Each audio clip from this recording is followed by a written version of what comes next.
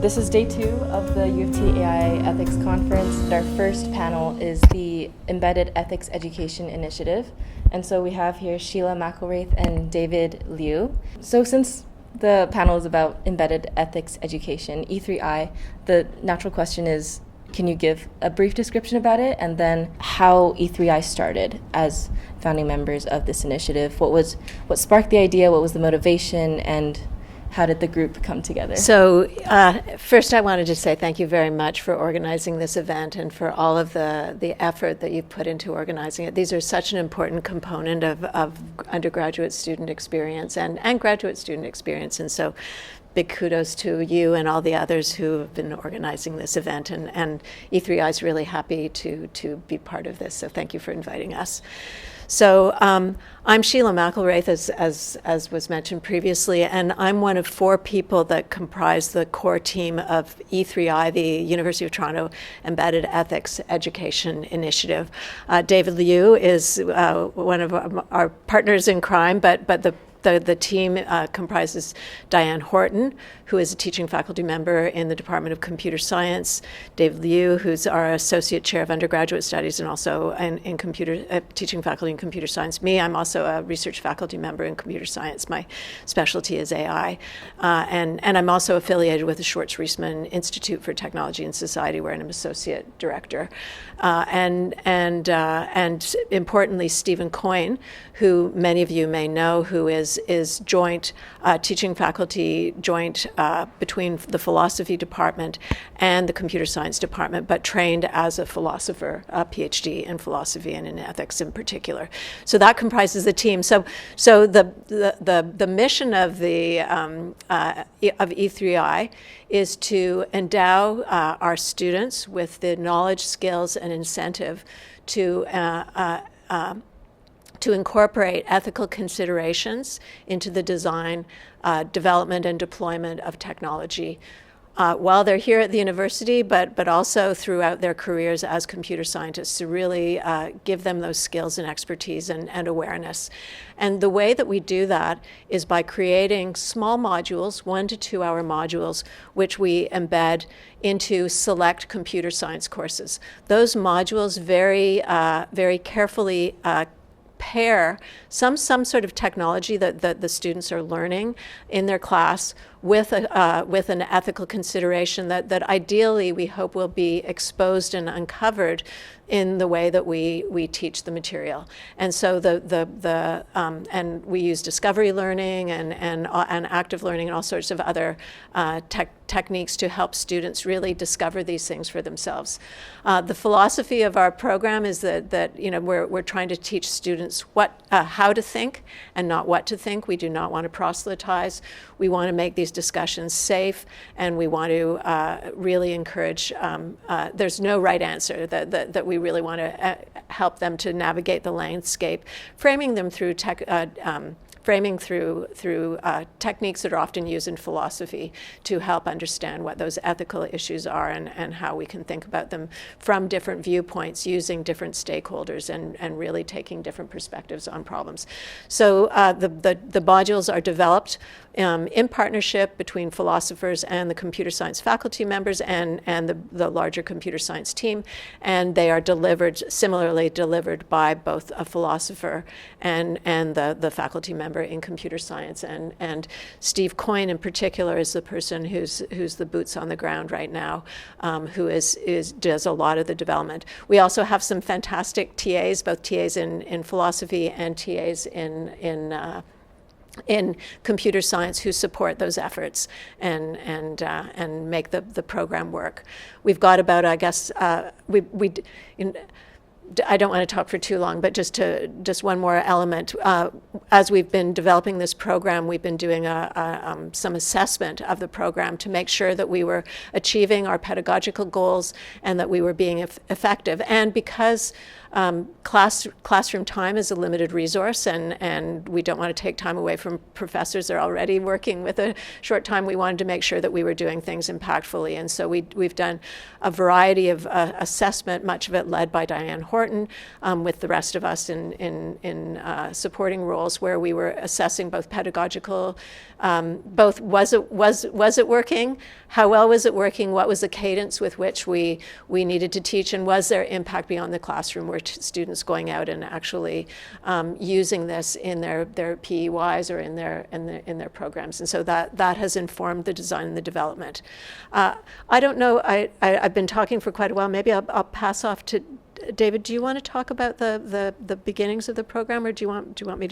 Why don't you start with the beginnings, and then I can. Okay, good. Yeah. So now that you know what E3I is, I can talk a little bit about the genesis, which is that I think this originated. Partly through happenstance. So I do work with somebody, or was doing work with somebody named Barbara Gross, who's now a professor emeritus at Harvard University. And Harvard had started an embedded ethics program, the first embedded ethics program that I know of in the world at Harvard University. Harvard has, I think, 5,000 undergraduate students. We have, I think, at the University of Toronto, 70,000. So immediately there were some differences. But what we did was we invited Barbara and also her philosophy partner, Jeff Behrens, to come to the University of Toronto, and they gave talks. They both gave talks in 2019, and we started the ball rolling from there. And they were very supportive. It was clear very much from the outset that we were going to have to do things quite differently. We had far fewer resources than a very affluent American university, and we just had different needs for our students and because of our setup. But they were helpful in sort of getting us started. And we partnered very early on with the Schwartz Reisman Institute. And so E3I, when it first began, was a partnership between the Department of Computer Science and the Schwartz Reisman Institute, and we gained a lot of support from them. At the outset, it was Diane David and me working on it, and we had somebody named Benjamin Wald, who was a philosopher at the Schwartz Reisman Institute. He was doing a postdoctoral fellowship. Emma McClure was another philosopher who came on board, and also Mariam Majetti. So we started by developing a pilot. We started by consulting our department, getting some feedback, honing our design. We then did a pilot in one course, and we also did a control in another course. We started our assessment right from the get-go. And from there, we blossomed we got support from the Faculty of Arts and Science very generously to eventually hire somebody, and we were able to hire Steve Coyne, who spends part of his time doing E3I and part of his time teaching in philosophy. And that really helped us to transition to where we are now, which is a full program throughout the 4 years of the computer science undergraduate curriculum that we're very proud of, and that gives just enough and not too much ethics education to our students to realize the mission that I discussed. So I'm going to hand over the microphone to somebody else now. David, it can be you, or back to you two. What, David? Yeah. Sure. Thank you, Sheila. That was an amazing introduction. Thank you, Sheila. I guess I'll just add, and I think this will come up a little bit later in the discussion.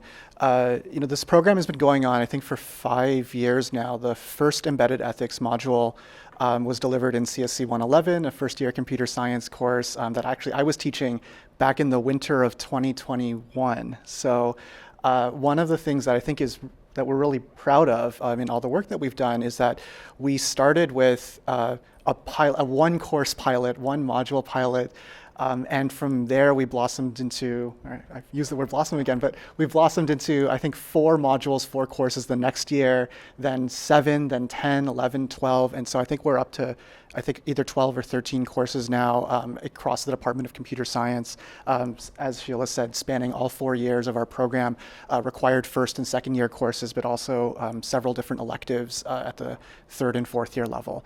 And I think one of the things that is really striking about this effort is that we've made partnerships with so many different instructors, faculty members in the departments. So whereas we started small and really did some rigorous assessment to make sure that this model made sense from a pedagogical perspective and also from a resource perspective, we were able to kind of scale this up over, again, the span of 5 years, which is kind of wild looking back at this now, but it's a really great feeling to have. Yeah, so just to like build off of that kind of motivation for E3I a little bit more, what were some of, or even like the biggest gaps that you guys saw in how computer science was being taught that made you really feel like something needed to change? Yeah, so Sheila and I were chatting about this, and I think there's a couple of different things. So one thing that I wanted to highlight is I think our program and our courses, our curriculum, was really excellent at developing technical skills, whether that was in programming, software engineering, mathematical proof and reasoning.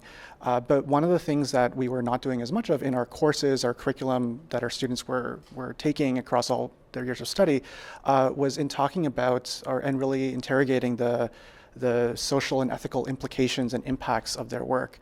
And so what we were finding when students were going on internships or graduating, then coming back and chatting with us, is that this was one area where they felt like they wanted more, that they felt prepared technically for their roles in software industry or as researchers, but where they felt a little bit less prepared to have discussions or kind of rich discussions with their colleagues or with external stakeholders was in kind of talking about the implications of their work, how their technical work would affect a wide variety of people kind of beyond their immediate software team, for example, but kind of like to the outside public. And so this was an area where I think there was a lot of student interest in kind of learning more. Some students were getting this through elective courses that they were taking, including CSC 300, a Computers in Society course, which I think we might touch on a little bit later. But they wanted to see that, I think, more across their courses in their curriculum. Yeah, thanks, David. I agree with all that. One thing I'll add, just as I was reflecting on the question, was that as computer scientists, we have a set of metrics that we use to evaluate how well whatever it is that we're developing, how good it is. Maybe we runtime or scalability or generalization. We have a set of computer science metrics, but when we think about, and I think one of the things that we wanted to do is to really broaden that set of metrics that students use when they're thinking about the technology that they're building, to go beyond the classical mathematical or computer science metrics, to really think about, to understand that their systems are being deployed within a world, that they're impacting people, and to think about what the implications are of their technology and what sort of broader socio-technical metrics they need to be using to evaluate their software systems, or even to ask the question of whether they should be building those software systems, or whether they should be building them or deploying them in a different way that addresses some of these broader metrics. So I think that was something that was really important that we were hoping that would be infused from the embedded ethics program. Yeah.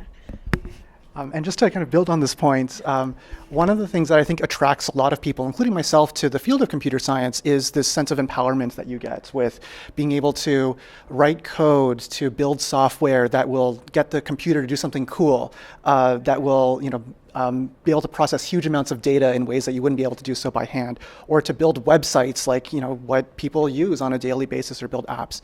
And I think this sense of empowerment is a really great thing. It's a really great motivating factor for students. But it's also something that I think comes with maybe potentially like sometimes a little bit of a blind spot of saying getting kind of wrapped up in the sense of, well, I'm going to build this because it's cool, because I find it interesting, because it's really powerful and really compelling, but not necessarily thinking as much what is going to be the impact of this thing that I'm building beyond it being a cool, like a thing that I find to be cool. And so a lot of I think the motivation, or maybe part of this gap, was exactly as Sheila said, in thinking about the question of, why am I designing this? What is the impact of this work going to have beyond just kind of the technical achievements of creating this? That's really, really well said. Thank you.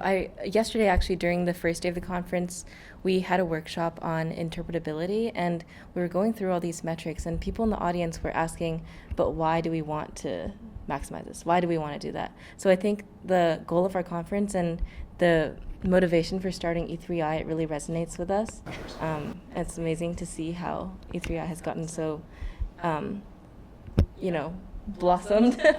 But I also wanted to ask about what were the biggest challenges in starting this initiative, whether there was any pushback at all, or even just challenges in embedding this into a technical course, whether that's designing the curriculum or how others reacted to this idea at first. So I'll start, and I'm sure that David will have some things to add. So I think at the very outset, the first challenge we had was finding somebody in philosophy who could help us. And that took quite a bit of time. And I think originally we were thinking that we would do what people at something like what people at Harvard had done, where the program really was led by the philosophy department. And then we sort of realized that we had different requirements. We really wanted to pair it with, we wanted to get technical insights, and we wanted to address mitigations. We just didn't want to just talk about or uncover these ethical dilemmas, but we wanted to empower students to understand what they could do about it. And so we really needed to have a really tight coupling between computer science and philosophy, and to have a different design model for our courses. And that took us a little while to get through. The other thing I will say is always a challenge. It's interesting, there are efforts at what's referred to as responsible computing in the United States, and some people try to add, a sprinkle of ethical considerations or responsibility to every course. And I think one of the things that we found challenging was really thinking about wanting to select courses that exposed a different set of issues, and to try to find a really natural pairing, not to force, this is something, you have to have your broccoli once a week, and we're going to serve it with pasta or with fish or with whatever else we're eating. We really wanted to find that nice pairing of a technical issue where some ethical consideration really emerged. And we spent a lot of time between us, going through our different courses, thinking about the curricula and different courses and where those natural ethical considerations emerged. And then also thinking, and then just the logistics, scheduling within a course, and then working with our faculty to gain buy-in and really understand whether they had the resources in terms of time within their curriculum to insert this. So those were a couple of challenges that I'd like to mention. I'm sure David has some others. Sure. So I guess I'll mention two other things. So in terms of kind of departmental, feeling, kind of sense of this, like as we were kind of getting started, and this is, I think, largely credited to Sheila and Diane, there were some concerns that, this program, ethics would be an opportunity, for example, for either the E3I team or individual instructors to, I guess, like proselytize, for lack of a better word, to really kind of champion and put into the classroom a particular viewpoint, or a particular viewpoint that maybe not everyone would agree with. And so one of the things that I think came about as a result of this discussion with individual faculty members who had raised these concerns were kind of these guiding pedagogical principles, I think that Sheila mentioned earlier, including the fact that we would be really focusing on teaching skills about how to think about ethical considerations, how to weigh different viewpoints, and not kind of championing one particular viewpoint and saying that this is the way that you must approach this, or this is the quote-unquote right answer for any particular ethical consideration that may come up in the classroom. And this was something that I think was really important to kind of stress really from the start of designing the first modules, and then kind of expanding the program as a way to alleviate this concern among some faculty members that this would be kind of just like one particular way of thinking that we'd be kind of pushing on all of our students. The other thing I wanted to mention that is very much related to what Sheila said about the natural pairings in the courses, which was really so important to us, was the fact that I think one of the things that I'm certainly very proud of, and I think everyone in the embedded ethics team is that this was a real bottom-up initiative. So while we did have support from the chair of our department, and we were able to receive some funding, and then also from SRI, the Schwartz Institute, we did a lot of work in working with individual instructors, individual faculty members of the courses that we were looking at, to co-develop and then later co-deliver these modules. So this was very much not a model where we just kind of sat in our ivory tower, figuring out which courses we were going to drop in a module. It was very much a collaborative effort that took lots of time, lots of meeting time over the summer mainly, working with individual instructors for the courses that we were looking at, and then saying, working with them to identify this type of pairing. And this was a lot of work, a lot of meetings. It maybe in some sense would have been more streamlined if we had just kind of tried to design the modules ourselves. But I think as a result of working with the instructors, we were able to get more authentic pairings, more authentic modules being delivered, and then ultimately not just kind of having a good curricular impact, we're able to kind of better convey to the students in these courses that these topics in these modules that we were looking at were genuinely important for the course material because we had buy-in from the instructor of the course as well. This was not sort of a guest lecture where the instructor kind of disappeared for an hour or 2 hours. This is something where the instructor was really there. They were part of the module development and they were part of the module delivery as well. And so that brought a sense of buy-in from the instructors that I think also made a difference for the students as well. Yeah, it's really interesting to hear those insights. From a student's perspective, those module course pairings, thoughtfulness of E3I really does come out when you're experiencing those courses. And I know that E3I has actually studied its own effects.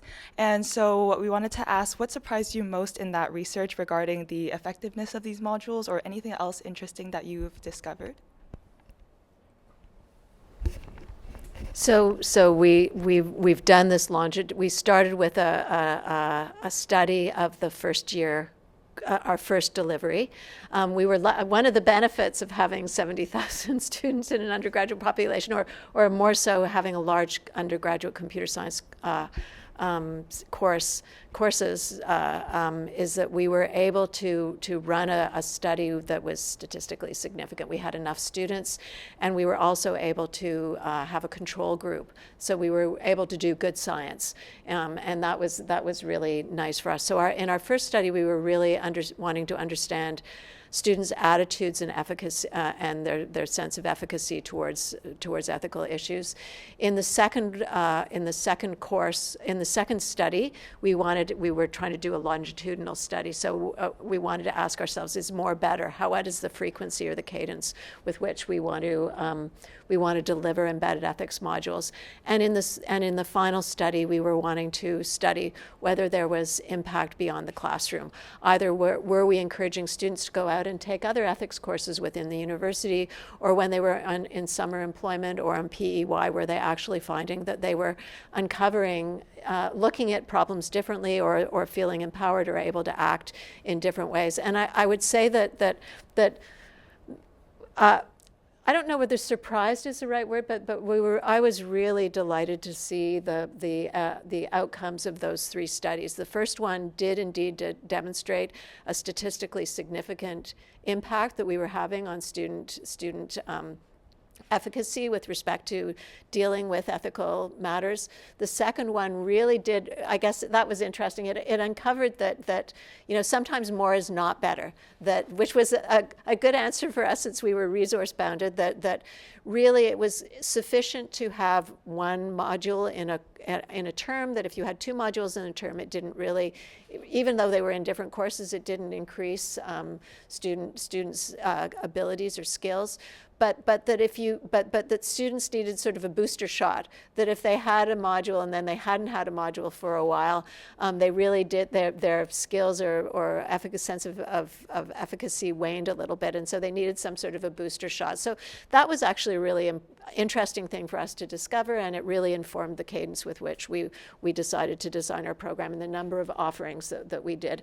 And then I will say finally, with respect to the study about impact beyond the classroom, I think that, to me, that was the one that was in some ways most gratifying, in the sense that we got so many, not only as a result of the study, but also testimonials from students really talking about how this had been so eye-opening for them, how it had really broadened their perspective on their role and their responsibilities as computer scientists, and then very specific instances of issues on different industrial placements where there were issues that they saw that they were able where they felt empowered to actually raise issues and have a conversation with people people they were working with about what went on. I think one of the interesting things about computer science in particular, and probably this will resonate with many people in the audience, is that there's a little bit of an inversion that goes on because our technology is moving so quickly. Often the new grads are the ones who are in positions of responsibility beyond what they might otherwise be in because they have the latest skill and training. And as people go into management, they don't have time to stay at the bleeding edge of technology. And so often students who are just recent grads are given a lot of responsibility for developing the technology without the oversight that they might have had were they in a more traditional field. And so I think that really empowering students to think more broadly about the impact of their what they're doing and to raise concerns was something that was really, really powerful and that we saw borne out in this final study that we did. David. I don't have too much to add from what Sheila said, but maybe I'll highlight that second study. So, we looked in particular at students over multiple semesters, and having enrolled in courses that had embedded ethics modules across these different semesters, and in particular, we found that their scores on this ease scale, which measures attitudes and self-efficacy towards ethical considerations in technology, they increased over the courses of a semester when they took this, when they had a module, and then the subsequent semester, as with I think a lot of the things, especially if there's a summer in between, the subsequent semester the scores were sort of back down a little bit, but then after taking a subsequent module, the scores were back up. But in particular, I really want to highlight this point. At the time, we didn't have as many modules as we have right now, but we were able to compare students who had in that second semester one course with an embedded ethics module versus 2 courses with embedded ethics modules, even though these were different courses. And what we found was that there was no statistically significant difference between students who had taken the 1 module versus the 2 modules. And to me, and I think we said this in the paper as well, this didn't mean that the one of the modules was bad or anything like that, but rather that it wasn't always the case that it was sort of like a linear increase or anything like that in terms of the number of modules relating to kind of improvements on these on this scale. I think that one of the things that we took away from that, which Sheila mentioned, and I'll sort of underline this, was sort of this caution against trying to be, I guess, overly ambitious or stretching ourselves too thin and trying to get an embedded ethics module inside every single computer science course, for example. This might be a natural thing to kind of think of when you're kind of designing a program like this, but we sort of knew from the outset, I think this would be logistically infeasible, impossible. But what the study kind of showed us is that it wouldn't even necessarily have that much of an impact. Now, of course, further work can be done, kind of like, especially now with the number of modules that we have. But in particular, I think we were heartened by the fact that if we tried to use our resources well, targeting specific courses, trying to target different years of studies so that students were seeing these embedded ethics modules, for example, not just crammed into the first 2 years and then never again for the last 2 years, but really spread across the 4 different years, that we could have a lasting impact on at least these measures. Thank you. I really like the combination of various assessments, including both qualitative and quantitative. Like the testimonials we can't measure on a scale, but those mean a lot as well. So we have more questions, but I also wanted to see if the audience, if anyone wants to ask a question now. Yes. Very good talk. I'm very interested in ethics, and it was very nice that you guys this is something that they teach us in philosophy, that ethics is something that you can learn. And I just wanted to ask, when you were talking about the 2 modules versus 1, and there was no significant increase, was on 2 different topics, or it was the same module repeated another time? Right, so I can, sorry. Yes, thank you for your question. So these 2 modules were in completely different courses. I don't remember exactly which 2 we looked at, but I think they were 2 third-year courses that were in very different topics. One was in algorithms, and I think the other was in something else that I'm blanking on right now. So they were in different topics, they were in different modules, and I guess, just to kind of maybe underline the point, each course in which we deliver a module typically has a unique module.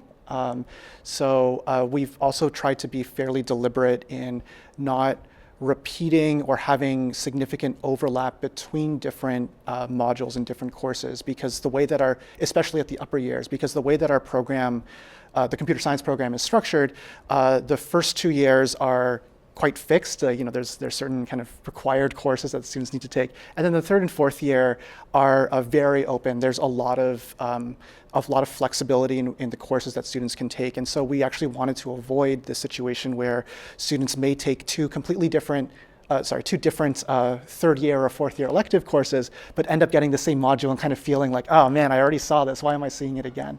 So we deliberately bake that into the design right from the very beginning. So while we do have, I think, 2 first-year courses where, for example, we have a module that's the same across the courses, there are exclusions of each other. There are CSC 148 and 111, so students only take one but not both. And so we were kind of okay mainly reusing the module there, but for all of the other courses, we have different module topics. Thank you so much for starting this. I actually go to UofT Scarborough, and I have interdisciplinary programs, and I always wish that my technical courses would cover a bit more ethical components. So it's really inspiring to hear that you both started this. I do want to ask, what are some of the specific topics you cover in the modules, and how do they connect to the tech part, with algorithmic bias or environmental impact?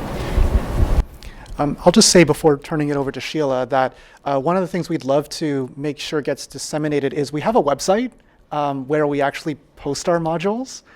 I'm not sure what the best way to get this URL out there is. I can write it on the board or I can say it, but you can definitely find more details of our modules there. But for a quick overview, Sheila? Sure. So thank you. So the question, I know you don't have a microphone, so I'll just repeat the essence of the question, that you're from UTSC, and just asking about some of the topics that we're covering. And again, many of them are listed on our website. One thing I wanted to say, actually, since you are at UTSC, another dimension of E3I, when we were thinking about wanting to have impact, was that we wanted to have impact on the university as well.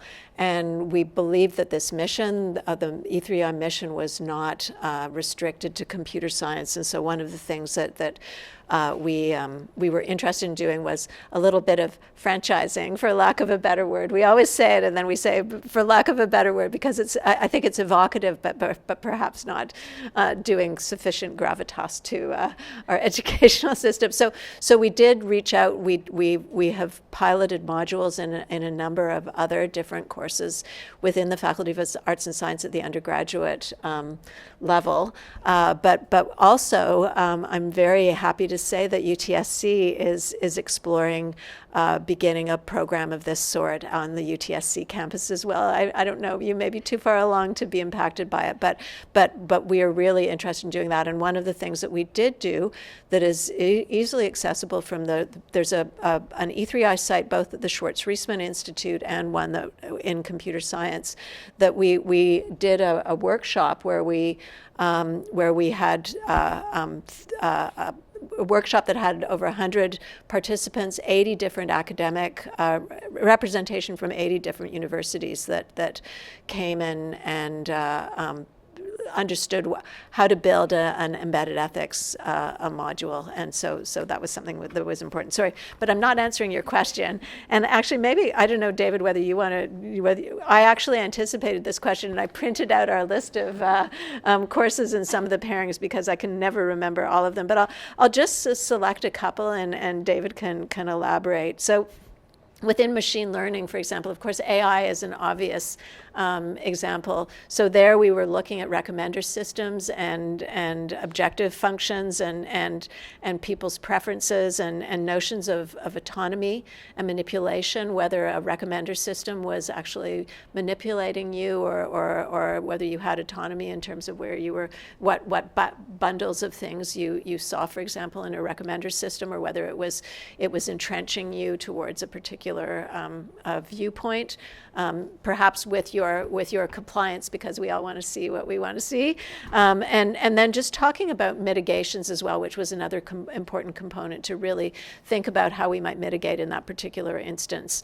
and serve up a sort of basket, a more heterogeneous basket of things, so that people didn't become too entrenched in one particular viewpoint or one particular set of products.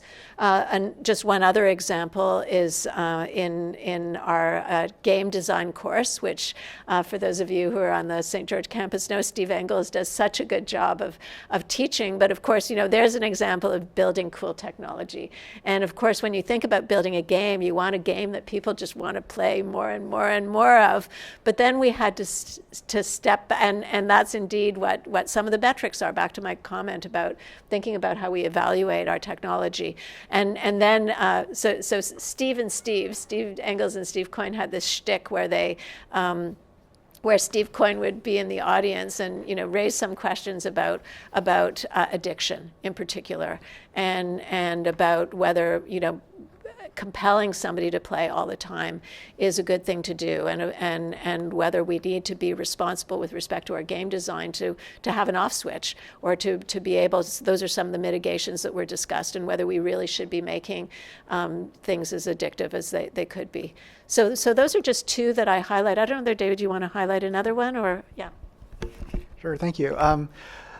Yeah, so maybe I'll highlight kind of quickly two other ones. So at the first year level, I mentioned CSE 111, 148, kind of introductory computer science courses in which we kind of look at different data structures for the first time, like trees and graphs and that sort of thing.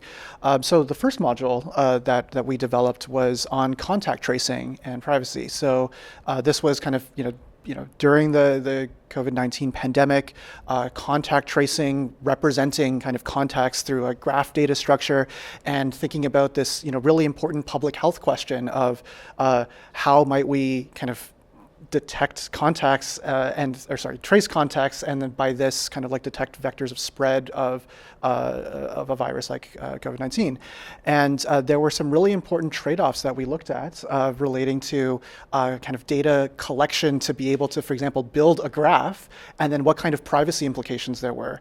And one of the, I think, really cool things about that module is we were able to kind of tie that directly to a particular approach that had been used by the Canadian government to build the COVID-19 kind of contact tracing app for Canada.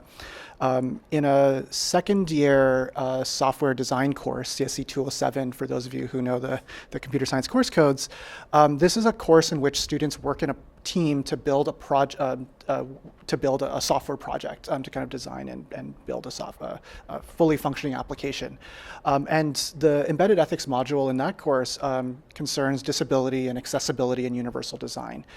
So really kind of, I think, prompting students to get out of the natural habit of thinking from just their own perspective of building software that maybe works for their particular group members, because of course they have a lot of freedom in kind of designing software, and thinking in particular about how to make sure that or how to take into account considerations of making sure that the software that they're producing is accessible for everyone, and kind of like what does that look like from kind of a disability lens, and then what does that look like in terms of the actual software engineering practices that we can use to kind of put that in place. So hopefully that gives you a taste of the variety of the modules that we had, and also how important it was for us to really try to find pairings that were really emerging from the actual content of the courses themselves.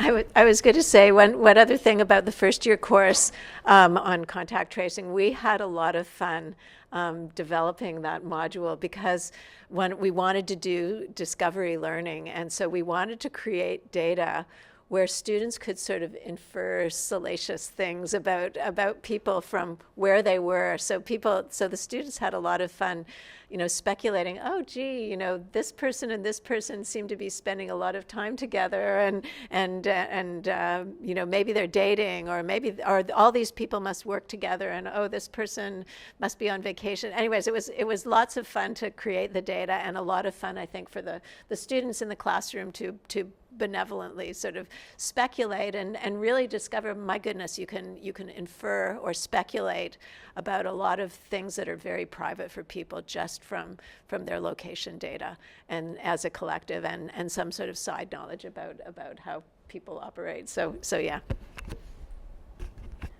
Just a quick question. I'm thinking about like all those different modules. How do you think the curriculum might adapt to the recent boom in LLMs and AI? Maybe do you see there's some pivot or maybe additions to the modules that you would make in the coming, maybe, I don't know, 5 years or 10 years, what the scale might be? Yeah, so that's an interesting question, and yeah, and yes, and in fact we've even talked about developing a suite of modules that are specific to AI, because I think some of the issues that relate to either not just to generative AI, to large language models, are really very unique, and they're things that are really important to and broadly impactful. AI is impacting and impacted by geopolitics. It's impacting the environment. It is impacting jobs. It is impacting the types of jobs that we're going to be creating, that we're going to have in the future. There's so many important issues, and I really believe at the University of Toronto, because we're a top university in Canada, and because we have such a concentration of AI faculty in our department, excellent, outstanding AI faculty in our department, including, Jeff Hinton, who's the Nobel laureate, who has spoken very, very eloquently about the risks of AI, that it behooves us in some way to have more curriculum and more discussions, whether it's embedded ethics or whether it's through some sort of other vehicle, remains to be seen. There are always, how do we reach, whenever we think about some of these things, we think about how we're going to reach the most people in a constructive and impactful way.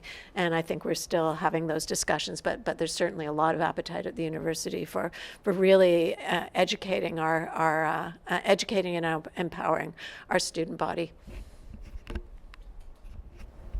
Oh, sorry, Dave. Yeah, I'll just add one. Okay, that was very well said, Sheila. I think the only other thing that I'll add relating to kind of this last point about kind of, expanding or kind of doing new things is, even though I think we're, very proud, of course, of the program that we've put together, and we hope it, continues, and, we're seeing it continue.